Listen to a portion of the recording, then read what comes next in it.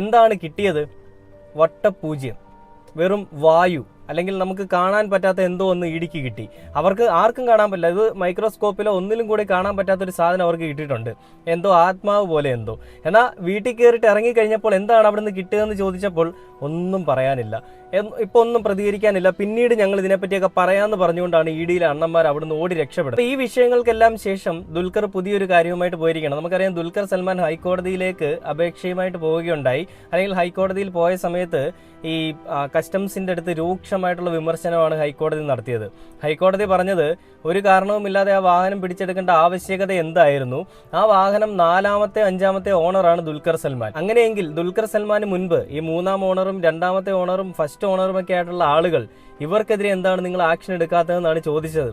അവരൊക്കെ ഹിന്ദുക്കളായിരിക്കും, അതുകൊണ്ടായിരിക്കും ആക്ഷൻ എടുക്കാത്തത്, നമുക്ക് ചിന്തിക്കാവുന്നതേ ഉള്ളൂ.